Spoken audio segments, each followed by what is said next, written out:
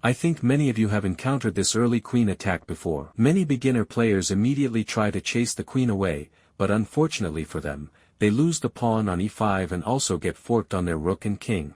On the next move, white captures the rook and wins the game. However, in reality, bringing the queen out too early is a bad decision for white. A queen that enters the battle prematurely may create threats, but they are easy to defend against. After that, the queen becomes a target, is forced to retreat, wastes time, and allows black to gain a lead in development and seize the initiative. But aside from these general principles, in this video I'm going to show you a specific variation, how to punish the early queen attack and those who try to deliver a fool's mate against you. Let's begin. So, if you respond to e4 with e5, then in almost every case your best second move will be knight on c6, except of course when white plays d4. In that case, you simply capture the pawn and then play knight on c6. In all other situations, including the queen attack, knight on c6 is an excellent second move. Here we defend the pawn and prepare to chase the queen. Now, white can develop the bishop and threaten checkmate. Many players don't see the danger here and play a developing move like knight on f6,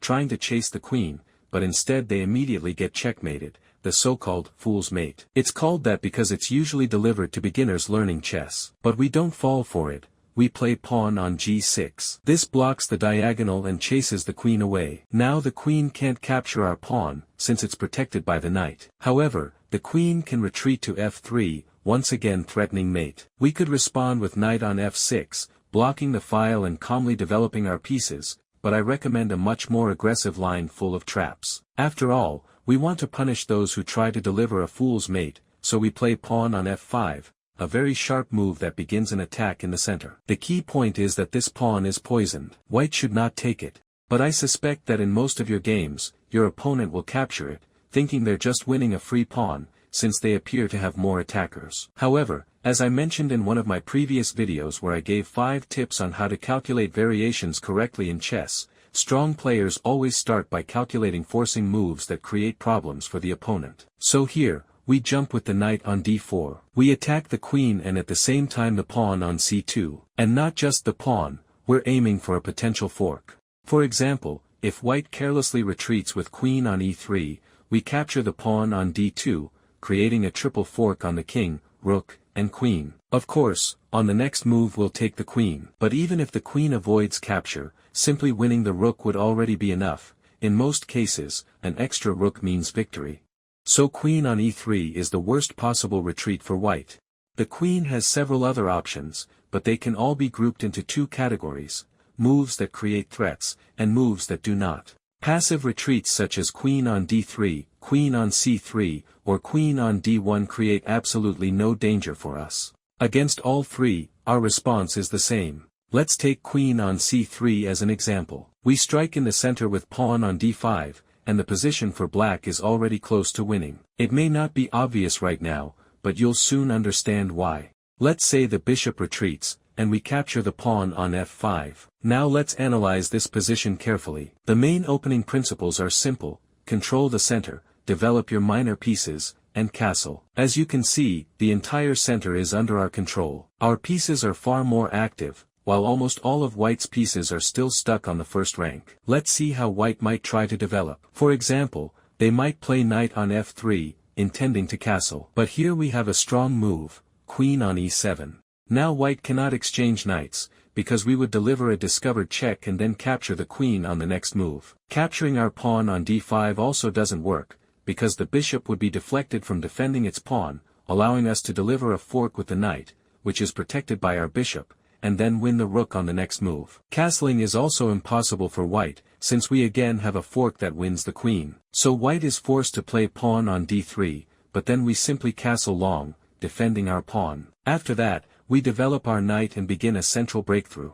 At this point, our position is nearly winning, and white's development remains severely limited, all because their own queen gets in the way. That's exactly why bringing the queen out too early is such a mistake. Now let's go back to the lines with queen on d3 or queen on d1. We do the same thing every time: break through with pawn on d5, capture the pawn on f5, play queen on e7, and castle long. If white is forced to retreat their queen, losing a tempo, that already shows something has gone wrong. The plan is always identical: develop the bishop, play queen on e7, castle long, bring the knight to f6, and start attacking. The plan is simple, and the position is fantastic for us. So let's now look at white's possible attempts to counterattack. Spoiler: 2 out of 3 of them lose immediately. And against all of these, we respond with the same move. For example, if white moves the queen forward to d5, they appear to create 2 dangerous threats: first, to capture our pawn on e5 and then the rook, and second, to deliver checkmate. But the solution is very simple: we defend against both threats with a single move, queen on e7. We protect the pawn and cover the f7 square. Now the queen has gone too far, and our pieces will begin developing rapidly, attacking the queen at every opportunity. For instance, we're already threatening to capture the pawn on c2 with a fork. White can still exchange queens,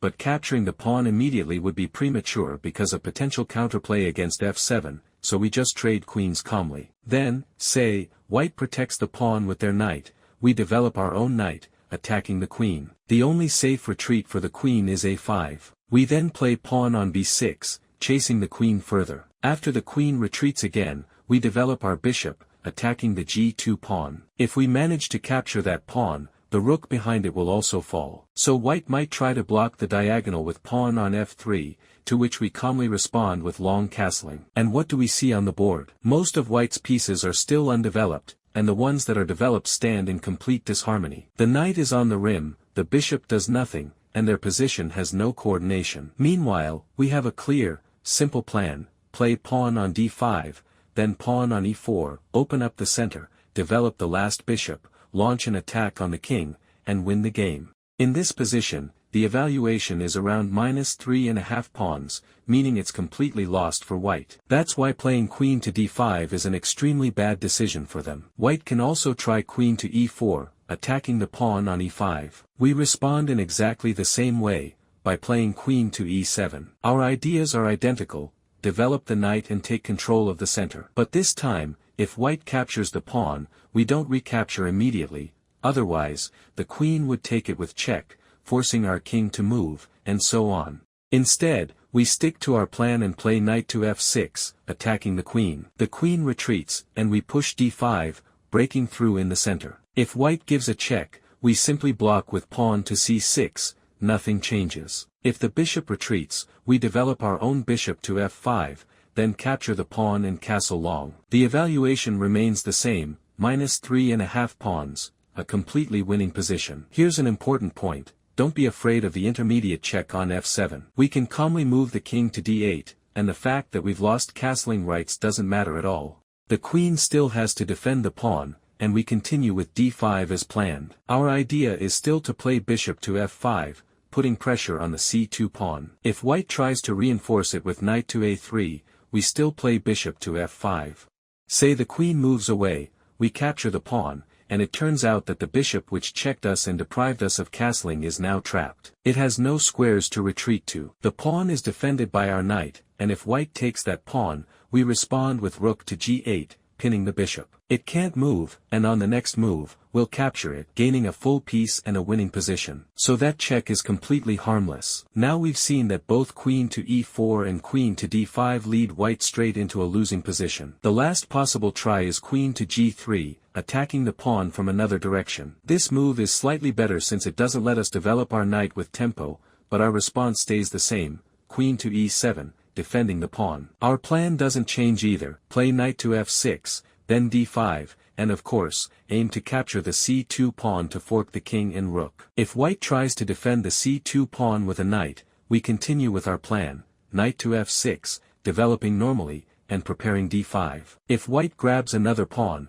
that doesn't bother us at all. There's a saying in chess: the game is not about pawns. And it fits perfectly here. We play d5, take over the center, and seize the initiative along with a big lead in development. For example, if the bishop retreats, we calmly develop bishop to d7. White can even capture a third pawn, and we still don't care, we just castle long. Notice that we've followed all 3 key opening principles. We've taken control of the center. We've developed almost all our minor pieces. We've secured our king by castling. Now our plan is simple: start attacking, push our central pawns, complete development, and the game won't last much longer. At this point, White may have 3 extra pawns, but they're going to lose much more material soon, because the initiative is entirely on our side. Playing this position as black is very straightforward, while for white it's almost impossible. We've already seen why capturing the pawn is a bad idea. In short, by taking that pawn, white gives us full control of the center, fast development, and an easy game. But let's see what happens if white doesn't take the pawn.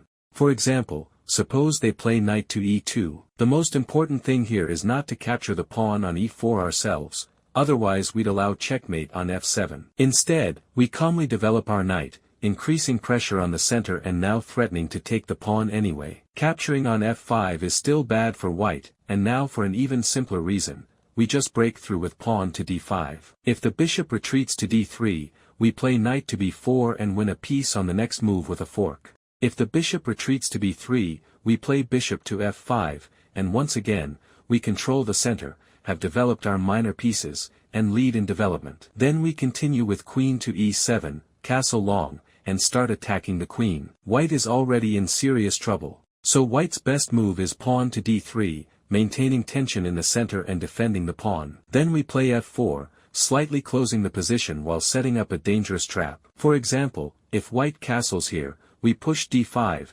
breaking through the center, and regardless of whether white plays with the bishop or captures, we play bishop to g4, and suddenly the white queen is trapped. Every square is controlled by our pieces, and white loses the queen, so castling is not possible. Similarly, undermining the pawn structure doesn't help. If white captures after d5, we again develop our bishop, and although the queen now has a retreat square, we deliver a fork. White moves the queen back to g1, but now both knights are under attack. We push our knight forward, and now the c2 pawn is hanging. We threaten a fork and also attack the knight. White is losing material. That's why white must play knight to c3. Now d5 is a bit premature, because white can capture with the knight. And while bishop to g4 would normally trap the queen, here it doesn't work. White captures our knight with check, removes the defender of the bishop, and then takes the bishop, leaving us down a piece. So after knight to c3, we play pawn to d6 carefully, maintaining all the same threats. White might play h3 to prevent bishop to g4,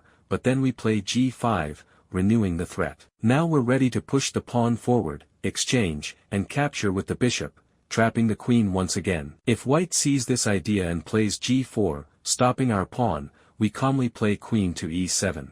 Then we develop our bishop to d7 or e6, castle long, and reach a clearly better position. We have a spatial advantage, a clear plan to continue with h5 and g4, breaking open white's pawn structure and reviving our attacking ideas. So, to summarize, when your opponent brings their queen out early, your main goal is to neutralize all threats first, and only then start chasing the queen. We play knight to c6, and after bishop to c4, we don't fall for checkmate. Instead, we chase the queen away. The queen retreats, and we play pawn to f5, taking the initiative right from the start. And remember, capturing the white pawn is a bad idea, because after that, we play knight to d4, and against all the passive queen moves like queen to d1, queen to d3, or queen to c3, we simply push d5, breaking through the center. And against the more active moves queen to e4, queen to d5, or queen to g3, we calmly defend against all of white's threats with queen to e7. Then we develop our knight,